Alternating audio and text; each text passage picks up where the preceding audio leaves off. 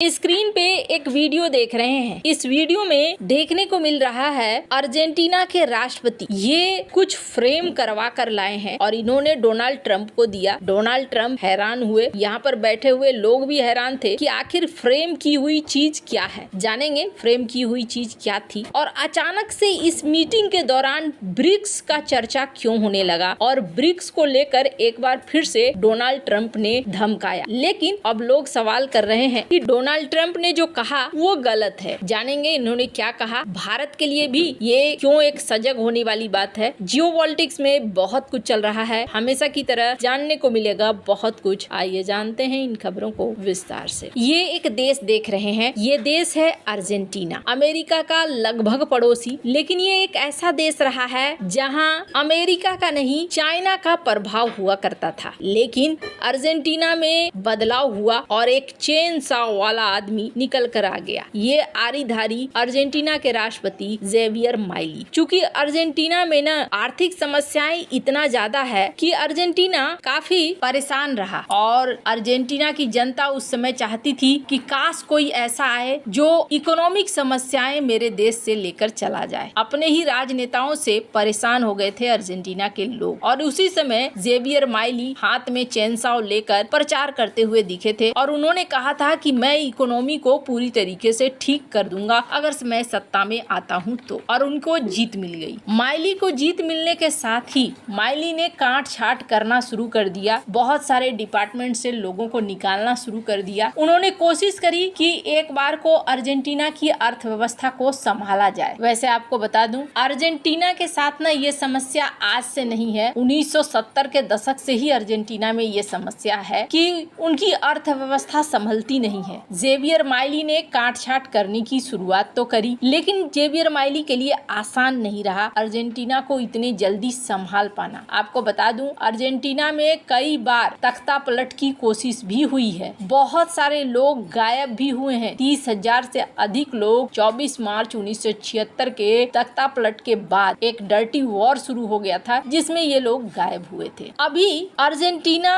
ने एक बड़ा फैसला लिया है जो अमेरिका के लिए झटका भी है। आपको बता दूं अर्जेंटीना बेच रहा है सोयाबीन चाइना को और ये एक तरीके से अमेरिका के लिए सही नहीं है क्योंकि अमेरिका चाहता है कि उसका सोयाबीन चाइना खरीदे, लेकिन फिर भी वो अर्जेंटीना को रोक नहीं रहा है। उल्टा ये जो वीडियो देख रहे हैं अर्जेंटीना के लिए एक बड़ी घोषणा करी है डोनाल्ड ट्रंप ने। और घोषणा क्या करी है? घोषणा ये करी है हम आपको 20 अरब डॉलर का सहायता देंगे और इस सहायता के आधार पर आप अपनी परिस्थितियों को सुधार लीजिए। 14 अक्टूबर 2025 को वाशिंगटन में ट्रंप और माइली के बीच में ये बैठक हुई और इस बैठक के साथ एक नियम भी जोड़ दिया डोनाल्ड ट्रंप ने और कहा कि ये जो 20 अरब डॉलर है हम आपके देश को तभी देंगे जब आप चुनाव जीत जाएंगे। अगर आप हार गए चुनाव तो फिर हम ऐसा नहीं करने जा रहे हैं, हम फिर यहाँ पर पीछे हट जाएंगे। डोनाल्ड ट्रंप ने कहा कि मैं चाहता हूँ कि ये व्यक्ति जीते। अब ये ऐसा क्यों शर्त लगा रहे हैं? तो इसके पीछे कारण है जेवियर माइली, इनका अप्रूवल रेटिंग लगातार गिर रहा है। जो देशवासियों को चाहिए था वो नहीं मिल रहा है। अर्जेंटीना के जेवियर माइली को इस वक्त पूरी तरीके से अमेरिका का समर्थन है और यही वजह है कि अमेरिका के समर्थन के कारण ही अर्जेंटीना अपने सोयाबीन को चाइना को बेच रहा है और अमेरिका को कोई आपत्ति नहीं है। यही कोई दूसरा देश रहता तो फिर समस्या हो जाती। अर्जेंटीना के पास खनिज संसाधनों का भंडार है और एक जमाना था जब अर्जेंटीना के अंदर चाइना का बोलबाला हुआ करता था कई सारे प्रोजेक्ट और कई सारी चीजों में। लेकिन ये बोलबाला जेवियर माइली के आने के बाद खत्म हो गया। यानी अर्जेंटीना ठीक वैसे ही काम करने लगा जैसे डोनाल्ड ट्रंप या अमेरिका चाहता था। अर्जेंटीना ने न सिर्फ चाइना के साथ धीरे धीरे प्रभाव को खत्म करना शुरू किया बल्कि अर्जेंटीना ने एक और बड़ा ऐलान कर दिया कि वो ब्रिक्स का मेंबर नहीं बनेगा। जेवियर माइली के पहले अर्जेंटीना ब्रिक्स का मेंबर बनने जा रहा था और अब जेवियर माइली की बात करें तो कितने ज्यादा वो प्रो अमेरिका है इसका अंदाजा आप ऐसे लगा सकते हैं। इन्होंने जो फ्रेम दिया है उस फ्रेम में लिखा हुआ है कि मैं डोनाल्ड ट्रंप के नोबेल पुरस्कार का समर्थन करता हूं और इसी दौरान इन्होंने एक बड़ी बात कही डोनाल्ड ट्रंप ने। इस वीडियो में सुनिए। I like the dollar.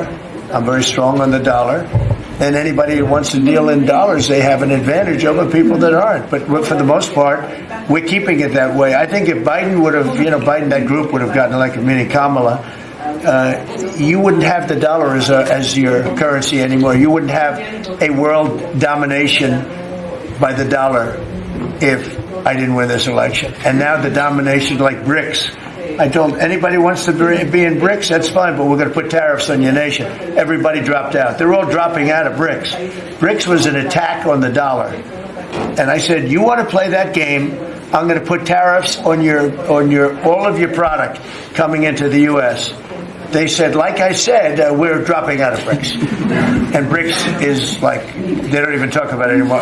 इस वीडियो में डोनाल्ड ट्रंप अर्जेंटीना की तारीफ कर रहे हैं और एक तरीके से दिखलाना चाह रहे हैं कि देखो अर्जेंटीना की हम मदद करने के लिए आए। लेकिन इन्होंने ब्रिक्स को लेकर कई सारी बातें कही। इन्होंने कह दिया कि ब्रिक्स मूल रूप से अमेरिका विरोधी देशों का समूह है और इसमें ये डॉलर को चुनौती देते हैं। ट्रंप ने कहा डॉलर में लेन देन करने वाले देशों को फायदा होता है, लेकिन ब्रिक्स डॉलर की वैश्विक प्रमुखता को चुनौती दे रहा है। हालांकि डोनाल्ड ट्रंप ने यहाँ और भी बातें जोड़ी। इन्होंने कहा कि मैंने किसी को भी कहा कि ब्रिक्स में अगर शामिल होना चाहते हो तो ठीक है, लेकिन हम आपके देश पर टैरिफ लगाएं। सब बाहर हो गए, वे सभी ब्रिक्स से बाहर हो रहे हैं। ब्रिक्स डॉलर पर हमला था और मैंने कहा कि आप ये खेल खेलना चाहते हैं तो मैं आपके सभी प्रोडक्टों पर टैरिफ लगाऊंगा। उन्होंने कहा कि जैसा मैंने कहा अब सब ब्रिक्स से बाहर हो रहे हैं, इस बारे में बात नहीं करते हैं। वैसे आपको बता दूं इन्होंने ब्रिक्स को लेकर ये सारी बातें कह दी जिसे लेकर मीडिया में चर्चा भी हो रहा है। ये बातें कुछ अतिशयोक्ति हैं, कुछ ज्यादा ही बोल रहे हैं ट्रंप। ब्रिक्स इस वक्त जिस तरीके से साथ चल रहा है, ब्रिक्स बहुत सारे प्लान भी कर रहा है। यहाँ तक कि ब्रिक्स कहीं ना कहीं अपनी एक डिजिटल करेंसी भी कथित तौर पर प्लान कर रहा है, जो डोनाल्ड ट्रंप की सोच के एकदम उलट है। हालांकि एक चीज तो तय है, ब्रिक्स को लेकर डोनाल्ड ट्रंप थोड़े डरे हुए हैं और ब्रिक्स उस रास्ते पर भी थोड़ा चलता हुआ भी दिख रहा है। ऐसा नहीं है कि चलता हुआ नहीं दिख रहा है, पर कारण भी अमेरिका है। एक चीज ये साफ कर रहे हैं कि आपको डॉलर को मानना होगा। भारत के लिए भी ये एक बहुत बड़ा संकेत है। अगर भारत डॉलर को हामी नहीं भरता है तो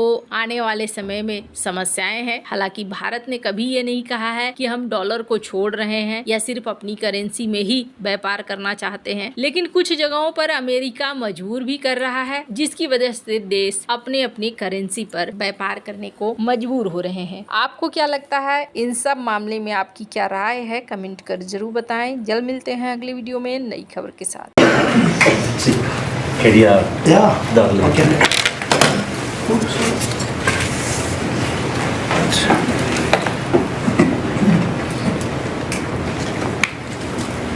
That's fantastic. Thank you.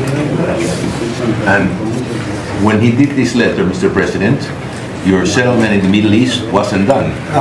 So we have to do a new letter.